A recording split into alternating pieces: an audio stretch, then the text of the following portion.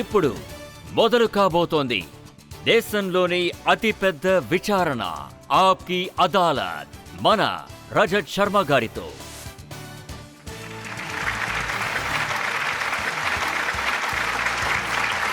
నమస్కారం. Thank you. ఆప్కి అదాలత్కి మీ అందరికీ స్వాగతం. ఆప్కి అదాలత్లో ఇవ్వాల్టి మన అతిథి, ఆయన ఎలాంటి వ్యక్తి అంటే ఆయన ఒక సూపర్ స్టార్. కానీ సూపర్ స్టార్కి ఉన్న హడావిడి ఈయనకి అస్సలు లేదు. ఇంటర్వ్యూ కూడా ఒక సూపర్ స్టార్లా ఇవ్వరు. ఆయన యాక్టింగ్లో ఆయన చాలా బెస్ట్గా పర్ఫామ్ చేస్తారు. కానీ అవార్డు తీసుకోవడానికి మాత్రం ఆయన అస్సలు వెళ్ళరు. మనం ఈజీగా గెస్ట్ చేయొచ్చు, ఆయన మరెవరో కాదు, the one and only Aamir Khan.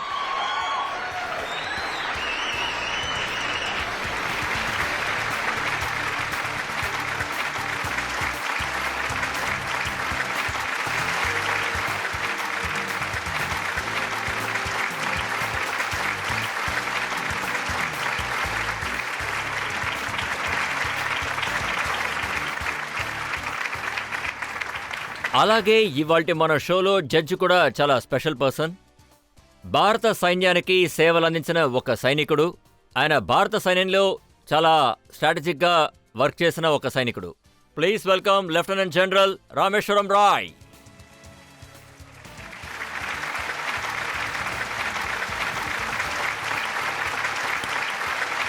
ఈరోజు న్యాయస్థాన ప్రస్తావనని ప్రారంభిద్దాం. పర్మిషన్ వచ్చేసింది. ఇప్పుడు మనం ఆప్కి అదాలత్లో ఆరోపణలు మొదలు పెడదాం. మొదటి ఆరోపణ ఆమీర్ ఖాన్ గారి మీద. ఆప్కి అదాలత్లో సూపర్ స్టార్ ఆమీర్ ఖాన్ గారి మీదున్న ఆరోపణ, ఈయనకి అసలు దేశభక్తి అనేదే లేదు. ఆమీర్, మీ సినిమాలు ఎప్పుడైతే రిలీజ్ అవుతాయో అప్పుడు మీకు అసలు దేశభక్తి అనేదే లేదు, దేశభక్తి గురించి అసలేవి మాట్లాడరని అందరూ అంటుంటారు. పెహల్గాంలో ఇంత దారుణమైన ఘటన జరిగింది. మతం గురించి అడిగి మరీ ప్రజల్ని చంపేశారు. ఆయన ఆమీర్ ఖాన్ గారు మాట్లాడలేదు. జరిగిన ఈ ప్రమాదం, జరిగిన ఈ అటాక్, తీవ్రవాదులు మన మీద దాడి చేయడం జరిగింది, మన దేశ ప్రజల మీద. ఇది ఎంత నీచమైన చర్య అంటే మాటలతో చెప్పలేం. ఇది వాళ్ల పిరికితనానికి నిదర్శనం.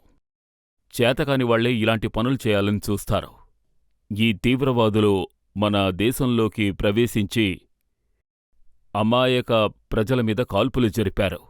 మొత్తం కుటుంబం మీద దాడి చేశారు. అక్కడ నేనుండొచ్చు, మీరు కూడా ఉండొచ్చు. అది వారి మతమేమిటో అడిగి వాళ్ల మీద కాల్పులు జరిపారు. దీనర్థమేంటి? దీని గురించి నేను మాట్లాడాను. ఇప్పుడు విషయం ఏమిటంటే, నేను సోషల్ మీడియాలో లేను. ఏవైనా జరిగితే ప్రజలు వెంటనే మాట్లాడడం మొదలు పెడతారు. బట్ నేను సోషల్ మీడియాలో లేను. పైగా నేను దీని గురించి మాట్లాడాను. ఒక ఫంక్షన్కి వెళ్ళినప్పుడు దీని గురించి నన్ను అడిగారు. అప్పుడు నేను చెప్పిన సమాధానం ఇదే: ఈ దాడి మన దేశ ప్రజల మీద మాత్రమే కాదు, మన దేశ ఐక్యత మీద జరిగిన దాడి. వీళ్ళు ఎంతో నీచమైన కార్యానికి ఒడిగట్టారు. అందుకు తగ్గ ఎదురుదెబ్బ వాళ్లకు తగిలింది. విషయం ఏమిటంటే, కొంతమంది నన్ను ఎక్కువగా ఇష్టపడుతున్నారు. వాళ్లే ఇలాంటివి మాట్లాడుతుంటారు. మీరంటే ఇష్టం ఉన్నవాళ్ళు ఇది కూడా చెప్పారు. ఎయిర్ ఫోర్స్ వాళ్ళు యాక్షన్ తీసుకున్నారు. తీవ్రవాదులు దాక్కున్న చోటుని ధ్వంసం చేశారు. తర్వాత మీరు ఒక స్టేట్మెంట్ ఇచ్చారు. దానికి ప్రజలు ఏమన్నారంటే, ఖచ్చితంగా దీంతో ఆయన ఒక సినిమా తీస్తారు అని అన్నారు. చూడండి, మన సోల్జర్స్, మన వీరులు వాళ్లకి సరైన చావు దెబ్బ కొట్టారు. దానికోసం నేను మాట్లాడాను. అందులో ఏమైనా తప్పుందా చెప్పండి? ఆ టైంలో నేను నా సినిమా గురించి ఆలోచిస్తానా, వీరుల గురించి ఆలోచిస్తానా? ఆ టైంలో నా సినిమా వస్తోందని దాని గురించి మాట్లాడకుండా ఉండగలనా? అంతేకాదు, మన ఆర్మ్డ్ ఫోర్స్ గురించి మాట్లాడకుండా ఉండడం తప్పని నాకు అనిపిస్తోంది. నేను ఓపెన్గా మాట్లాడాను. కానీ మీరు మాట్లాడిన 12 గంటల్లోపే ట్రైలర్ కూడా రిలీజ్ అయింది. రజత్ గారు, ఈ సినిమా ట్రైలర్ ఎప్పుడో రావాల్సింది. అటువంటి దాన్ని నేనెందుకు క్యాన్సిల్ చేశానంటే, దేశంలో దాడి జరిగినందువల్లే. నేను వెంటనే అన్నిటినీ క్యాన్సిల్ చేసేశాను. ఎందుకంటే నాకు తెలిసి ఆ రోజు మా సినిమా ప్రీమియర్ కూడా ఉంది. అయినా కూడా నేను వద్దు అని చెప్పి మొత్తం అన్నిటినీ క్యాన్సిల్ చేసేశాను. అప్పుడు ఇండియన్స్ ప్రతి ఒక్కరికి కోపం వచ్చింది. వాళ్ల మనసులకి బాధ కలిగింది. అటువంటి ఫీలింగే నాలో కూడా ఉంది. ఎన్నో రోజులు డిప్రెస్డ్గా ఉండిపోయి ఇంట్లోంచి బయటికి రాలేదు. సోషల్ మీడియాలో ఏమని రాశారంటే ఈయన ఒక యాక్సిడెంటల్ పేట్రియాట్ అని. లాల్ చడ్డా సినిమా రిలీజ్ అయినప్పుడు కూడా ఈయన ఒక పేట్రియాటిక్ స్టేట్మెంట్ ఇచ్చారు. అది నిజమే కదా? లాల్ సింగ్ టైంలో ఏం చెప్పానో నాకు గుర్తులేదు. ఫర్ ఎగ్జాంపుల్ నేనేమైనా చెప్పినా నా దేశభక్తి వాళ్ళకెలా తెలుస్తుంది? నా పనిలో తెలుస్తుంది. రంగ్ దే బసంతి చూడండి, లగాన్ చూడండి, సర్ఫరోష్ చూడండి, ఈ సినిమాలన్నీ చూడండి. దేశభక్తి గల సినిమాలు నేను ఎన్నో చేశాను. ఒకవేళ మేబీ ఏ ఆర్టిస్టు చేసుండడు. ఒకసారి నేను మనోజ్ గారిని కలిశాను, మనోజ్ కుమార్. ఆయన మనం ఇండియా అని పిలుస్తాం. He was known as Patriot. So Manoj గారు చెప్పారు, నా తర్వాత జనరేషన్లో ఎవరికైనా దేశభక్తి ఉందంటే, దేశం కోసం ఏమైనా చేస్తున్నారు అంటే అది ఖచ్చితంగా మీరే అని నాతో చెప్పారు. ఆయన నా సినిమాలు చూశారు. మీరంటే ఇష్టపడేవాళ్ళు వాళ్ళు ఏమంటున్నారంటే ఈ ఇన్సిడెంట్లో టర్కీ పాకిస్తాన్కి సపోర్టుగా వెళ్ళింది అని. అవును. టర్కీ మన దేశానికి శత్రువుగా మారి వాళ్ళకి డ్రోన్స్ ఇచ్చాయి. తర్వాత వాళ్ళు మీ ఫోటోని టర్కీ ప్రెసిడెంట్ గారితో కలిపి ఫోటో వేశారు. టర్కీ అలా చేయడం చాలా తప్పు. ఈ విషయంలో ఇండియన్స్ అందరూ చాలా బాధపడ్డారు. కొన్ని సంవత్సరాల క్రితం వాళ్ళ దేశంలో భూకంపం వచ్చింది. మీ అందరికీ గుర్తుందిగా? భూకంపం వచ్చింది. అప్పుడు ముందుగా వాళ్ళకి హెల్ప్ చేసిందెవరు? అందరికంటే ముందుగా ఇండియానే హెల్ప్ చేసింది. మన ప్రభుత్వం వాళ్ళకి చేయూతనిచ్చింది. అప్పుడు మన ప్రభుత్వానికి ఎలా తెలీదో అలాగే నాక్కూడా తెలీదు. నేను ఎర్గందని కలవడానికి వెళ్ళినప్పుడు ప్రభుత్వానికి ఎలా తెలియకుండా పోయిందో నాకు అలాగే తెలియలేదు. 7 సంవత్సరాల తర్వాత ఆయన ఇలా ప్రవర్తిస్తారని మనం స్నేహహస్తాన్ని అందించాం, వాళ్ళకి సహాయం చేశాం. వాళ్ళు సమస్యలో ఉన్నారని మనం సహాయం చేశాం. అందరికంటే ముందు ఉన్నది మనమే. వాళ్ళు మనకు చేసిన ప్రతిఫలం ఇది. ఇది చాలా తప్పు. నా ఫోటో ఆ టైంలోది. ప్రభుత్వం కూడా ఆ టైంలో వాళ్ళకి హెల్ప్ చేసింది. లేదు, నా దగ్గర చెప్పండి, ఇంకొక చెప్పండి. ఫోటో కూడా ఉంది. అది మీరు అది ఎర్దోగన్ wife తో అంతకంటే దిగిన పాత ఫోటో. విషయం. అది అంతకంటే పాత విషయం. ఇప్పుడు విషయం ఏంటంటే రజత్ గారు as a celebrity, as an actor, నేను మరో దేశానికి వెళ్ళినప్పుడు నేను మన దేశపు అంబాసిడర్ లాంటి వాణ్ణి. ఎవరైనా టీకి ఇన్వైట్ చేశారంటే నేను వద్దని చెప్పడం మర్యాద కాదు. ఇటువంటివి మా జీవితంలో ఎన్నోసార్లు జరుగుతూ ఉంటాయి. టర్కీ చేసింది చాలా తప్పు. వాళ్ళు ఇండియన్స్ అందరి మనసుల్ని బాధ పెట్టారు. మేం మీకు సహాయం చేస్తే మీరిలా ప్రవర్తించారని కోపం వస్తోంది. బాయ్కాట్ టర్కీ అని చెప్పిన వెంటనే వాళ్ళు టర్కీకి వెళ్లే ప్లాన్స్ మొత్తాన్ని క్యాన్సిల్ వాళ్ళు చేసింది చేసేసుకున్నారు. కరెక్టే. చాలా మంది చాలా చేశారు. కరెక్ట్. చాలా మంచి పని చేశారు. మనం టర్కీకి అస్సలు సపోర్ట్ చేయకూడదు. పాకిస్తాన్కి మనకి మధ్య యుద్ధం జరుగుతుంటే వాళ్ళు మనకు వ్యతిరేకంగా వెళ్లి పాకిస్తాన్కి సహాయం చేశారు. మనం చేసింది మర్చిపోయి వాళ్ళు పాకిస్తాన్కి సహాయం చేశారు. మన నుంచి వాళ్ళు సహాయం పొందారు. ఇది న్యాయమా? ఇది తప్పు, చాలా పెద్ద తప్పు. కొంతమంది అయితే ఇలా కూడా రాశారు, ఆమీర్ ఖాన్ గారు ఆయన సినిమాల్లో పాకిస్తాన్ గురించి అసలు ఏమీ మాట్లాడరు అని. పాకిస్తాన్లో ఉన్న తీవ్రవాదుల గురించి ఆయన ఎప్పుడూ ఎక్కడా ఏమీ మాట్లాడరు అంటున్నారు. ఇండియన్ ఫిల్మ్ హిస్టరీని ఒకసారి మీరు చదివి చూడండి. మాకు యూజువల్గా సెన్సార్ బోర్డు ఏం చెప్తుందంటే, మీరు పక్క దేశం అని చెప్పండి, దేశం పేరు చెప్పకండి. ఇంతకుముందు ఇలాగే పక్క దేశం మీద దాడి జరిగిందని చెప్పేవారు, లేదంటే పక్క దేశం ఇలా చేసిందని చెప్పేవారు. సో మరో దారి లేదు. సినిమా తీసేవాళ్లకి ఇవన్నీ అలౌడ్ కాదు. పక్క దేశం పేరుని మనం చెప్పడం కుదరదు. కాని మీకో విషయం తెలుసా? సర్ఫరోష్, నా సినిమా సర్ఫరోష్ చరిత్రలోనే అదే మొదటి సినిమా. అందులో మేం ఓపెన్గా పాకిస్తాన్ పేరు చెప్పాం, ఐఎస్ఐ పేరు చెప్పాం ఓపెన్గా.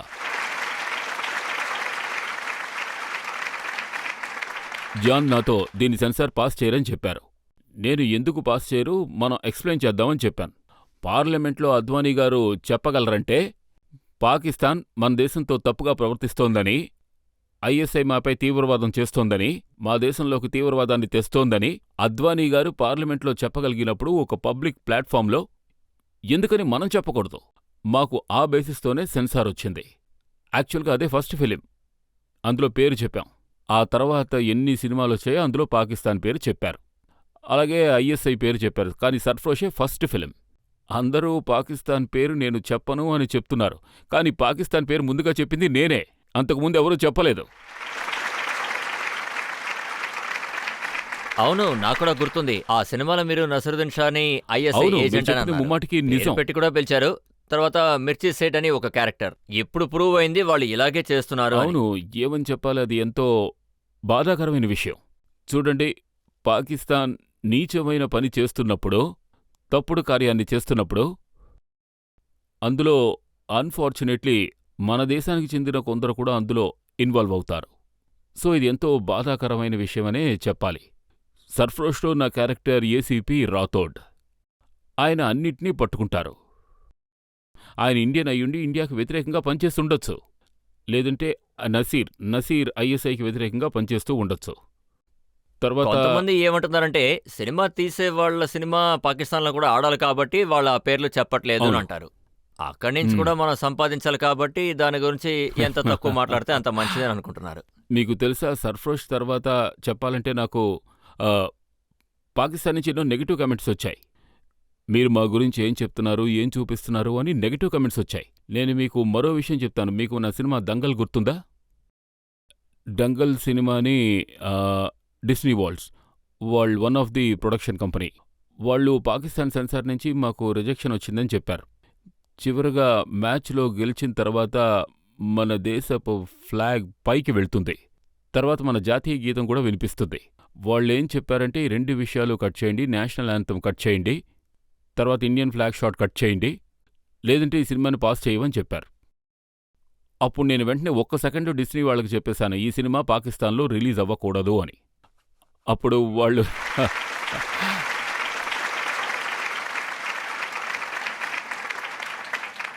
అంటే నేను 1 సెకండ్లోనే ఆలోచించాల్సిన అవసరమే లేదు. వాళ్ళు వెంటనే బిజినెస్లో ఎన్నో సమస్యలు, గొడవలు వస్తాయని నాకు చెప్పారు. నేను వెంటనే ఎవరు మన ఇండియన్ ఫ్లాగ్ని తీయమంటున్నారో, ఎవరు మన నేషనల్ యాంథమ్ ఉండకూడదంటున్నారో అలాంటి వాళ్లతో బిజినెస్ నాకొద్దు, నాకు అవసరం లేదు అన్నాను. మీకు ఎక్కువ డబ్బు వచ్చిందంటే అంటే ఎక్కువ బిజినెస్ జరిగిందంటే అది ఖచ్చితంగా చైనా నుంచి అయి ఉంటుంది కదా? లేదు లేదు లేదు, నేను ఇండియాలోనే సంపాదించాను. నేను ఎక్కువ సంపాదించింది ఇండియాలోనే. చైనాలో నా సినిమా ఒక్కటాడింది, ఆ 2 సినిమాలు దంగల్ ఆడింది, సీక్రెట్ సూపర్ స్టార్ తర్వాత దంగల్. కానీ నేను సంపాదించింది ఇక్కడే. కానీ చైనాలో మాత్రం మిమ్మల్ని ఒక పెద్ద స్టార్ అవునవును. అనుకుంటున్నారు. వాళ్ళు నా సినిమాని ఎంతో ఇష్టపడుతూ ఉంటారు. కానీ మీరు చూడ్డానికి చైనీస్ వాళ్ళలా లేరే. ఇప్పుడు ప్రజలు ఏమడుగుతున్నారంటే టర్కీ మన శత్రువు, ఈయనెందుకు అక్కడికి వెళ్లారు అని. అలాగే చైనా కూడా పాకిస్తాన్కి సపోర్ట్ చేసింది, ఇప్పుడు అడుగుతున్నారు ఎందుకు ఈయన అక్కడికి వెళ్లారు అని. ఇప్పుడు నన్నేం చేయమంటారు? దంగల్ రిలీజ్ అయినప్పుడు, నా cinema secret super star release అయినప్పుడు చైనాతో ఏ సమస్య లేదు. చైనాతో మనం స్నేహంగా ఉండేవాళ్ళం. తర్వాత చైనీస్ గవర్నమెంట్ మీకు అవార్డు కూడా ఇచ్చింది, నేషనల్ ట్రెషర్ ఆఫ్ ఇండియా. అవును, వాళ్ళు నాకు అవార్డు ఇచ్చారు, నేషనల్ ట్రెషర్ ఆఫ్ ఇండియా. మీరు ఆలోచించి చూడండి, వాళ్ళు నేషనల్ ట్రెషర్ ఆఫ్ చైనా అని ఇవ్వలేదు నాకు, వాళ్ళు నాకు నేషనల్ ట్రెషర్ ఆఫ్ ఇండియా అనే ఇచ్చారు.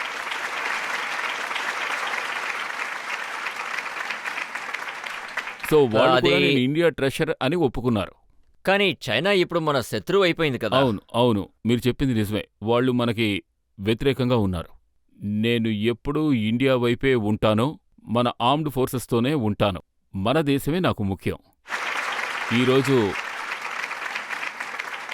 చూడండి, ఇంటర్నేషనల్ కమ్యూనిటీ ఈ విషయాన్ని ఖచ్చితంగా అర్థం చేసుకోవాలి. వాళ్ళు మన ఇన్నోసెంట్స్ సివిలియన్స్ని టెర్రరిస్ట్ యాక్ట్ ద్వారా చంపేశారు. దీన్ని ప్రపంచమంతా అర్థం చేసుకోవాలి. ప్రారంభించింది వాళ్లే. మన ఇన్నోసెంట్ ప్రజల్ని చంపేశారు. ఏమిటిది? మానవత్వమే లేని ఒక దాడి. ఈ పనిచేసినందుకు వాళ్ళు సిగ్గుపడాలి. అమాయక ప్రజల్ని చంపేయండని ఏ మతమూ ఎప్పుడూ చెప్పదు. ఆ విధంగా చంపిన టెర్రరిస్టులెవరూ ఇస్లాంకు చెందిన వాళ్లే కాదు. నేను వాళ్ళని ముస్లిమ్స్గానే భావించను.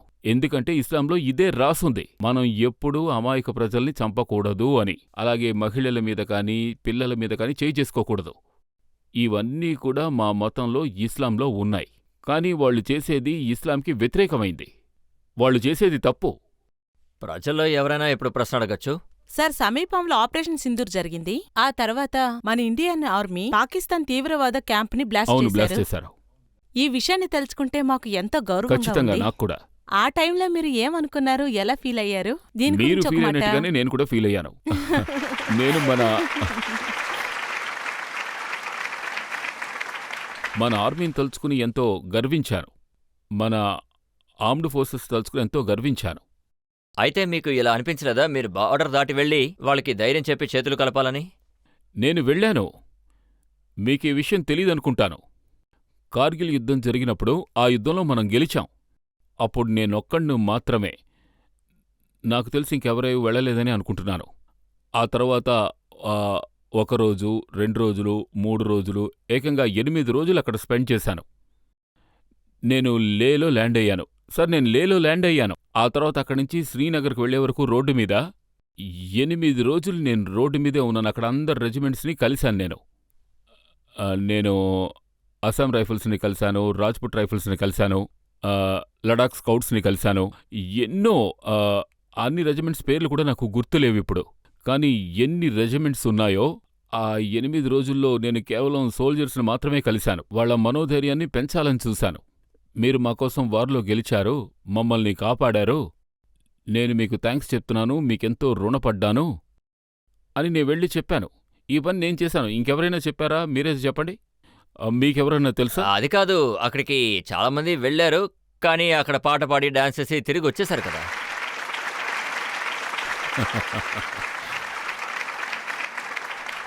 మీరు అక్కడికి వెళ్ళినప్పుడు వాళ్ళు చెప్పిన కంప్లైంట్ ఒకటి నాకు గుర్తుంది. మీరు అక్కడికి వెళ్ళినప్పుడు ఏ ఆఫీసర్ని కలవలేదని అవును, చెప్పారు. నేను రిక్వెస్ట్ చేశాను రజత్ గారు. ఆర్మీ హైకమాండ్ని నేను రిక్వెస్ట్ చేశాను, నేను ఈ 8 రోజులు సోల్జర్స్తోనే స్పెండ్ చేస్తాను అని. ఆబ్వియస్లీ అక్కడ ఆఫీసర్స్ ఉంటారు, కానీ ఫుల్ టైం నేనక్కడ సోల్జర్స్తోనే ఉండాలి అని చెప్పాను. సో అందుకే నేను రిక్వెస్ట్ చేసుకున్నాను కూడా. నేను సోల్జర్స్తోనే టైం స్పెండ్ చేయాలనుకుంటున్నాను, బట్ అక్కడ ఆఫీసర్స్ కూడా ఉంటారు. తర్వాత ఇందాక నాకు ఒక విషయం గుర్తొచ్చింది, ఇప్పుడు మర్చిపోయాను. గజనీ అయిపోయారా సార్? అవును, గజనీ అయ్యాను.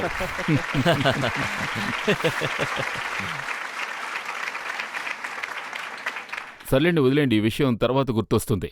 సరే, మీరు అక్కడ అవును, 8 రోజులు ఉన్నారు, కానీ ఇప్పుడు నాకు గుర్తొచ్చింది. గుర్తొచ్చింది సార్, ఇది చాలా పెద్ద విషయం సార్. నేను ఇప్పుడు పెద్ద విషయం చెప్పబోతున్నాను, దీన్ని మీరు కూడా ఒప్పుకుంటారు. నేనక్కడికి వెళ్ళింది వాళ్ల మనోధైర్యాన్ని పెంచడం కోసం. 8 రోజులు నేనక్కడ ఉన్నప్పుడు నేను ఆ విషయాన్ని రియలైజ్ చేశాను. మన ఇండియన్ ఆర్మీ, మన సోల్జర్స్ మనోధైర్యాన్ని ఎవరూ పెంచాల్సిన అవసరం లేదు. సరిగ్గా చెప్పారు.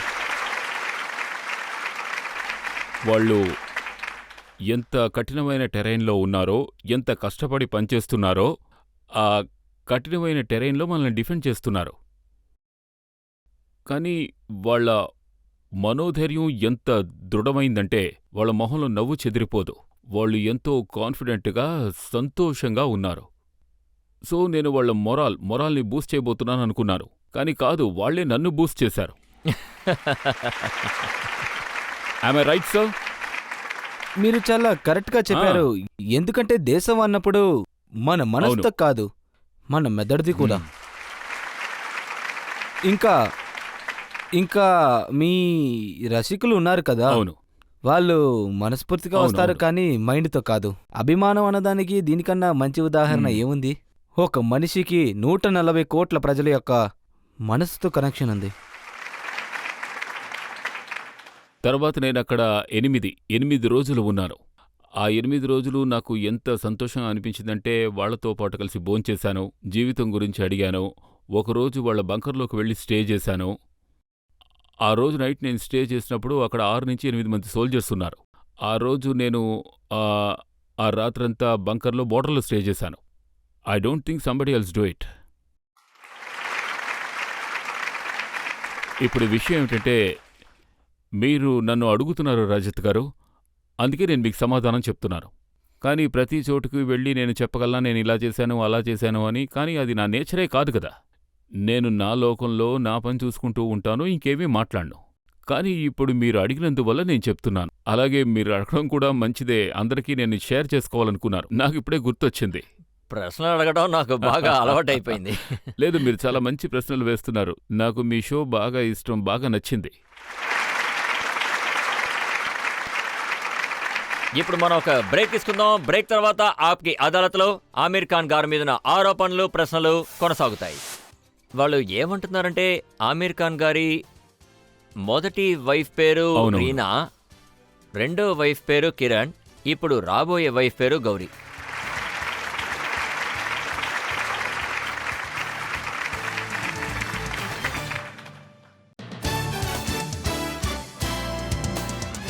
Welcome back. ఆప్కి అదాలత్లో ఇవాల్టి మన అతిథి సూపర్ స్టార్ ఆమీర్ ఖాన్. ఆప్కి అదాలత్లో తర్వాత ఆరోపణ. ఆప్కి అదాలత్లో సూపర్ స్టార్ ఆమీర్ ఖాన్ గారి మీదున్న ఆరోపణ, ఈయన మతాన్ని ఎగతాళి చేస్తారు. ఆమీర్, ఎప్పుడైతే మీ కొత్త సినిమాలు రిలీజ్ అవుతాయో అప్పుడంతా ఇంటర్నెట్లో ఇంకా సోషల్ మీడియాలో అప్పుడే మీరు బయటకు వస్తారు. ప్రజలు ఆ ఫోటోని పోస్ట్ చేస్తారు, పీకే ఫోటోని పోస్ట్ చేస్తారు. ఇలా చూడండి, ఈయన హిందూస్ని అవమానిస్తున్నారు, హిందూ మతాన్ని అవమానిస్తున్నారు, శివుణ్ణి బాత్రూంలో చూపిస్తున్నారు, ఆయన పరిగెడుతున్నట్టు చూపిస్తున్నారు. చూడండి, ఏం చెప్పాలి, మేము ఏ మతానికి వ్యతిరేకలం కాదు. అలాగే అన్ని మతాల్ని గౌరవిస్తున్నాం. అలాగే ఆధ్యాత్మికత కలిగిన ప్రజల్ని కూడా మేము ఎంతగానో గౌరవిస్తున్నాం. ఆ సినిమా మీకు ఒకే ఒక విషయాన్ని చెప్తోంది. ఎవరు మతాన్ని తప్పుగా ఉపయోగిస్తున్నారో, అలాగే ప్రజల్ని మూర్ఖుల్ని చేస్తున్నారో, అలాంటి వాళ్ళు ప్రజల దగ్గర నుంచి డబ్బు గుంజుతారు, రకరకాల పనులు చేయిస్తారు. అలాంటి వాళ్ళ నుంచి తప్పించుకోవడం కోసమే ఈ సినిమా. పైగా ఇలాంటి మనుషులు అన్ని మతాల్లోనూ ఉంటారు. సో ఈ సినిమాలో చెప్పేదేమిటంటే, తప్పు చేసేవాళ్లు అన్ని మతాల్లోనూ ఉంటారు. ఇది మతానికి వ్యతిరేకమైన సినిమా కాదు. అయితే ట్రోల్స్ ఎక్కువగా పీకే అనే నన్ను సినిమానే వెంబడిస్తున్నారు రజిత్ అవమానించారు. గారు, ఏమైనా చెయ్యండి.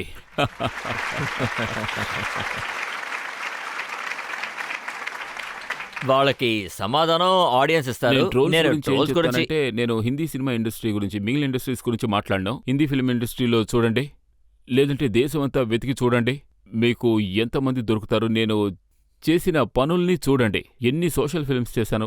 నేను సత్యమేవ జయతే చేశాను, పానీ ఫౌండేషన్ చేశాను. ఎవరు ఇలాంటి సినిమాలు చేశారో నాకు ఓ పేరు చెప్పండి, ఒకే ఒక్క పేరు చెప్పండి. పైగా నేను దీన్ని ఒక్క నెలలో చేయలేదు, 2 నెలల్లో చేయలేదు, 6 నెలల్లో చేయలేదు. ప్రారంభం నుంచి ఈనాటి వరకు 30 సంవత్సరాలుగా చేస్తున్నారు. సో నా ఆడియన్స్, నా నిజమైన అభిమానులు, వాళ్లకు తెలుసు ఆమీర్ అంటే ఏమిటో. వాళ్లకి వివరించాల్సిన అవసరం లేదు. ఇలా చూడండి, ట్రోల్స్ లో మీరు ఓ లవ్ జిహాద్ దేవుడా. చేస్తున్నారు. చూడండి, వాళ్ళు ఏమంటున్నారంటే, పీకే సినిమాలో ఒక ఇండియన్ అమ్మాయి పాకిస్తాన్లో ఉన్న ముస్లిం అబ్బాయిని పెళ్లి చేసుకుంటున్నట్టు అవునవును. చూపించారు. చూడండి, ఇప్పుడు నేను చెప్పే విషయం ఏమిటంటే, ఎప్పుడు 2 మతాలకు చెందిన ప్రజలు ఒకటిగా కలుస్తారో, వాళ్ళ మనసులో అనురాగం ఉండి వాళ్ళు పెళ్లి చేసుకోవాలనుకుంటే అదెప్పటికీ లవ్ జిహాద్ కాదు. 2 మనసులు కలిశాయంటే వాళ్ళు ఖచ్చితంగా ఒకటవ్వచ్చు. పైగా ఇది మానవత్వానికి సంబంధించిన విషయం. ఖచ్చితంగా ఇది లవ్ జిహాద్ కాదు. ఎప్పుడైతే 2 మనసులు కలుస్తున్నాయో అది మానవత్వానికి చెందిందవుతుంది, మతాలకు అతీతమైందవుతుంది. నేను మీకో విషయం చెప్తాను. నా చెల్లెలు నిఖత్, తను పెళ్లి చేసుకున్నది సంతేష్ హెగ్డేని. ఆయన హిందూ. దీన్ని మీరు లవ్ జిహాద్ అని అంటారా? నా చిన్న చెల్లెలు ఫరత్, తను పెళ్లి చేసుకున్నది రాజు దత్తాని. ఆయన హిందూ, నా చెల్లెలు ముస్లిం. దీన్ని మీరు లవ్ జిహాద్ అని అంటారా? నా కూతురు ఐరా ఈ మధ్య కొన్నాళ్ల క్రితం ఇప్పుడు తను ముపూర్ని పెళ్లి చేసుకుంది. Love is the biggest thing to be honoured. వాళ్ళు ఏమంటున్నారంటే, ఆమీర్ ఖాన్ గారి మొదటి వైఫ్ పేరు అవును. రీనా, రెండో వైఫ్ పేరు కిరణ్, ఇప్పుడు రాబోయే వైఫ్ పేరు గౌరీ.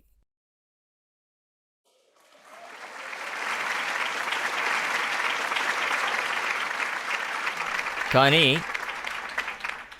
ఇవన్నీ హిందూ దేవుళ్ల పేరు. అవునవును. కానీ మీ పిల్లల పేర్లు జునైద్ ఖాన్, ఇరా ఖాన్, ఆజాద్ ఖాన్. అవును. చెప్పాలంటే నా పిల్లలకు పేర్లు పెట్టింది నేను కాదు, నా భార్యలు. అందులో నేను జోక్యం చేసుకోలేదు. మీరు హస్బెండ్గా మీకు ఈ విషయం తెలిసే ఉంటుంది. ఇలాంటి విషయాల్లో మీరు జోక్యం చేసుకోలేరు. హస్బెండ్ మాట ఎవ్వరూ వినరు. వైఫే పిల్లలకి ఏం పేర్లు పెట్టాలా నిర్ణయిస్తుంది. సో రీనానే నిర్ణయించింది జునైద్, ఐరా నేమ్స్ని. తర్వాత ఇంకో విషయం, ఐరాకి ఇంకొక పేరు కూడా ఉంది, అది సరస్వతి. ఈరావతి గురించి మీరు విన్నారా? దాని షార్ట్ ఫామే ఈరా. కానీ రీనా ఐరాగా ప్రొనౌన్స్ చేయాలనుకుంటోంది. ఇది కేవలం రీనా నిర్ణయమే, నా జోక్యమేమీ లేదు. తను ఈ పేరే పెట్టాలనుకుంది.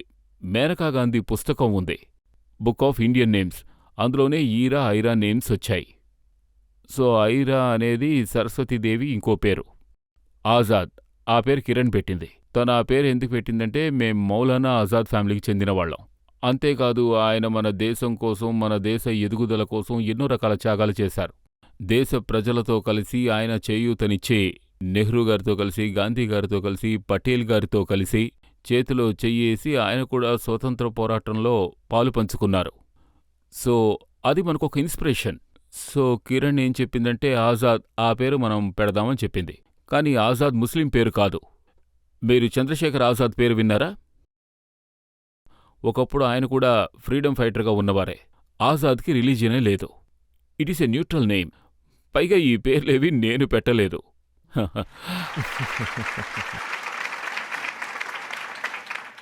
ఇంకో వైపున ప్రజల్ని మనం ఇస్లామిక్ ట్రోజని అని చెప్పచ్చు.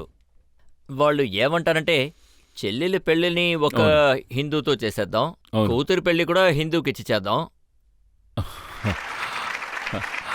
ఇప్పుడు విషయం ఏమిటంటే ఇరువైపుల ట్రోల్స్ నన్ను అటాక్ చేస్తున్నాయి. వాళ్ళు ఇలా అంటారు, వీళ్ళు అలా అంటారు. ఇద్దరికీ నేను తప్పుగానే కనిపిస్తున్నాను. ఎప్పుడైతే నేను రెండు వైపుల ట్రోల్స్కి తప్పుగా కనిపిస్తున్నానో అప్పుడు మీరే అర్థం చేసుకోవాలి మనం చేసేది కరెక్ట్ అని.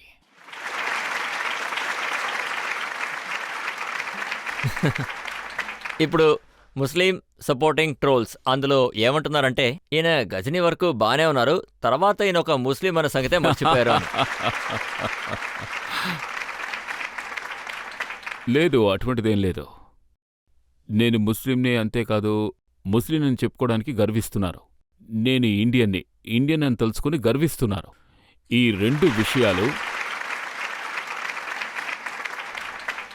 రెండు విషయాలు దేనికదే కరెక్టు. అది మీరు సత్యమే జయత చేసినట్టుగా చూసారంటే అందులో మీరు కేవలం హిందూస్ ప్రాబ్లం గురించి మాత్రమే మాట్లాడారు, ముస్లిమ్స్ ప్రాబ్లం గురించి అసలేవీ మాట్లాడలేదు. లేదు లేదు కానీ మీరు అందులో చాలా డబ్బు సంపాదించారు. లేదు, నేను అందులో సంపాదించుకోలేదు, పోగొట్టుకున్నాను. అంతేకాదు ఇప్పుడు నేను ఆ విషయం చెప్పడం బాగోదు, కానీ మీరు అడుగుతున్నారు కాబట్టి చెప్పాల్సొస్తోంది.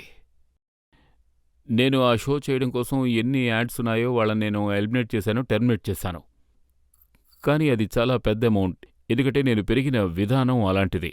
మా అమ్మ నన్ను పెంచిన విధానం అటువంటిది. ఎందుకంటే ఇది పెద్ద అమౌంట్, చెప్పడానికి నాకు బాధగా ఉంది. ఎంత అమౌంట్ అయితే నేను ఆ షో చేసేందుకు నాకు వచ్చిందో దానికంటే ఓ 7-8 రెట్లు ఎక్కువగానే నేను కోల్పోయాను. నేను ఊరికే చెప్పడం లేదు. అంతేకాకుండా నా చుట్టూ ఉన్న టీం వాళ్ళందరూ కూడా బాధపడ్డారు. ఎందుకు సార్ మీరు నష్టపోతున్నారు అని. మీరోవైపు సినిమాలు చేయడం లేదు, ఇంకోవైపేమో షో చేస్తున్నారు, అది కూడా గేమ్ షో కూడా కాదు, మీరు సోషల్ మెసేజ్ ఇచ్చే షో చేస్తున్నారు, దాని ద్వారా మీరు డబ్బును కోల్పోతున్నారు, పైగా మీ సొంత డబ్బుని మీరు తప్పు చేస్తున్నారు అని చెప్పారు. సరే, నేను అసలు విషయానికి వస్తాను. షోలో మేము సమాజంలోని విషయాలను బయటికి తేవడానికి ప్రయత్నించాం. మేం కూడా అర్థం చేసుకోవడానికి ప్రయత్నించాం. ఎందుకంటే మన సమాజంలో మనం ఎటువంటి సమస్యల్ని ఎదుర్కొంటున్నాం. మీరు హిందూ కావచ్చు, ముస్లిం కావచ్చు, లేదా రెండు పక్షాల వారు కావచ్చు, మనమందరం ఒకే దేశంలో ఉంటున్నాం, మనమందరం ఒకే సమాజంలో ఉంటున్నాం. సో ఏ విషయాలు సమాజంలో సమస్యలకు కారణం అవుతున్నాయో అవి ముస్లింస్ కావచ్చు, హిందూస్ కావచ్చు, సిక్స్ అయినా కావచ్చు, క్రిస్టియన్స్ కావచ్చు, ఎవరికైనా వర్తిస్తాయి. ఆ షోలో ఇంకా చెప్పాలంటే ఎన్నో రకాల టాపిక్స్ ఉన్నాయి. ఐ థింక్ అందులో విమెన్స్ ఇష్యూస్ గురించి ఎన్నో టాపిక్స్ ఉన్నాయి. అంటే రెండు మతాలకు చెందిన విమెన్స్కి ఎన్నో రకాల సమస్యలుంటాయి. ఉదాహరణకి డొమెస్టిక్ వైలెన్స్ తీసుకోండి. చెప్పాలంటే ఆ షోలో మతానికి వ్యతిరేకంగా ఏమీ లేదు. ప్రజలు ఏమనుకుంటున్నారంటే ఈయన ఎంత గొప్ప వ్యక్తి ఇప్పుడు ఉన్నట్టుండి నాకు ఇంకొక ఇలా విషయం గుర్తొచ్చింది. మీరు చూసారంటే సారీ మీరు ఆ సినిమా సీక్రెట్ సూపర్ స్టార్ చూసారంటే ఆ సినిమాలో ఏం మతం ఉందో చెప్పండి. అప్పుడు నేనేం చెప్తున్నాను? అటువంటిదేమీ లేదు. కథలు తయారు చేస్తుంటాం, తర్వాత సమాజంలోని టాపిక్స్ తయారు చేస్తాం. అంటే నేను కథ గురించి చెప్తున్నాను. మ్యాక్సిమం అన్ని సినిమాలు అలా ఉండవు. మ్యాక్సిమం నా మూవీస్ అన్ని సోషల్ థాట్ని బేస్ చేసుకుని ఉంటాయి. ఎందుకు ఆ సినిమాలు అలా ఉన్నాయి? నేను కూడా సినిమాలో సింగింగ్ అండ్ డాన్సింగ్ చేయగలను. నా సినిమాలోనూ ఐటింగ్ సాంగ్స్ పెట్టొచ్చు. నేను కూడా యాక్షన్ సినిమాస్ ఎన్నో చేయగలను. ఎవరైనా అడ్డుకుంటారా? నా డైరెక్టర్స్, ప్రొడ్యూసర్స్ ఏ సినిమా చేయాలనుకున్నా నేను చెయ్యొచ్చు. అయినా ఎందుకు నేను సమాజానికి సంబంధించిన సినిమాలే చూస్ చేసుకుంటున్నాను? ఎందుకంటే నాకు మన సమాజం పట్ల, దేశం పట్ల ఎంతో ప్రేమ ఉంది. పైగా మనందరి జీవితాలు ఎంతో మెరుగ్గా ఉండాలని కోరుకుంటున్నారు. సో నేను తారే జమీన్ పర్ తీశాను. నేను ఆ సినిమా తీస్తున్నప్పుడు ప్రజలందరూ అడిగారు, ఎందుకు మీరు డాక్యుమెంటరీ తీస్తున్నారు అని, ఎందుకు డిసెబిలిటీ, డిస్లైక్ ఇలాంటివే తీస్తున్నారు అని. పైగా సినిమాలో మీరు ఇంటర్వెల్ తర్వాతే వస్తున్నారు, కాబట్టి సినిమా ఫ్లాప్ అవుతుంది, ఎవరూ చూడరు అని చెప్పారు.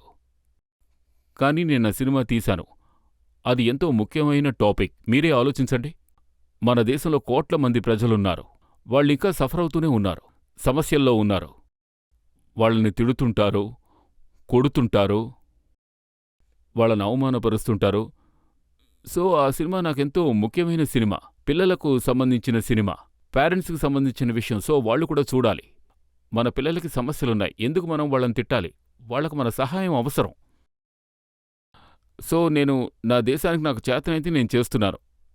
మీకు అర్థమైందా? జావేద్ అఖ్తర్ గారు ఏమన్నారంటే, ఒక ఫ్లాప్ సినిమాకి ఏదేదైతే కావాలో అవన్నీ కూడా ఈయన సినిమాలో పెడుతూ ఉంటారన్నారు. కానీ ఆ తర్వాత కూడా సినిమాలని సూపర్ హిట్లు అయిపోతాయి అన్నారు. అవును, గుర్తుంది. అవును, నాకు గుర్తుంది. జావేద్ గారు లగాన్ చేస్తున్నప్పుడు నాకు ఎంతో చెప్పారు, ఈ సినిమా తీయకండి, ఇది సక్సెస్ అవ్వదు అని. తర్వాత ఆయన దీని గురించి నాతో 1 గంట సేపు మాట్లాడారు. వివరంగా ఎంతో నచ్చజెప్పి ఈ సినిమా తీయొద్దు అని చెప్పారు. కానీ నాకు లగాన్ సినిమా ఎంతో ఇష్టం. నేను దాన్ని తీయాలని నిర్ణయించుకున్నాను. తర్వాత తీశాం. కానీ చూడండి, ఇది జావేద్ గారి గొప్పతనం. జావేద్ గారి గొప్పతనం, ఆయన ఈ విషయాన్ని పబ్లిక్గానే చెప్తారు. నేను అమీర్తో తీయొద్దని చెప్పాను, కానీ ఆయన తీశారు. చూడండి ఆ సినిమా ఎంత గొప్ప హిట్ అయిందో అని. సో అవును, ఒకసారి ఈ విధంగా జరిగింది. అది కాదు, ఒకసారి కాదు, చాలా సార్లు ఇలా జరిగింది. ఇప్పుడు ప్రజల నుంచి ఎవరైనా అడగదలుచుకున్నారా? నా ప్రశ్న ఏంటంటే, సోషల్ మీడియాలో కొంతమంది బాయ్కాట్ కాల్ని ఎంచుకుంటున్నారు. దానివల్ల మీకేదైనా సమస్య? నా దేశ ప్రజలకి నా గురించి బాగా తెలుసని నాకు అనిపిస్తూ ఉంటుంది. ట్రోల్స్ ప్రయత్నిస్తూ ఉంటారు, ప్రయత్నం చేస్తూనే ఉంటారు. కానీ నా ప్రజలకు నా గురించి బాగా తెలుసు. తర్వాత మంచి విషయం ఏంటంటే, పీకే అయినా సరే లేదా అది దంగలైనా సరే చాలాసార్లు ట్రోల్ చేశారు, కానీ మీ సినిమాలు హిట్ అయ్యాయి కూడా. ఖచ్చితంగా, ఎందుకంటే నా ఆడియన్స్కి నా గురించి పూర్తిగా తెలుసు. అలాగే నాకు ఆడియన్స్తో ఎంతో గాఢమైన బంధం ఉంది. ఈ బంధం కేవలం సినిమాల వల్లే కాదు, నేను నా జీవితాన్ని జీవిస్తున్న దాన్ని బట్టి కూడా. అవును, నేను తప్పు చేశాను, ఎవరు తప్పు చేయలేదు. నేను తప్పు చేశాను, కానీ ఆ తప్పు నుంచి ఎంతో నేర్చుకున్నాను. తర్వాత ఒక చిన్న బ్రేక్ తర్వాత మీ తప్పుల గురించి మాట్లాడుకుందాం. ఇప్పుడు మనం ఒక బ్రేక్ తీసుకుందాం. బ్రేక్ తర్వాత ఈయన చేసిన తప్పులేంటో మనం వచ్చిన తర్వాత చూద్దాం. నాకు చాలా బాధ అనిపించింది, చాలా కోపం వచ్చింది. నా మీద నాకే కోపం వచ్చింది. నేను ఎందుకు ఇలా చేశాను, ఎలా చేయగలిగాను? సో అప్పుడే నేను నిర్ణయించుకున్నాను, ఇకపై నేను ఏ సినిమాలు చేయకూడదని.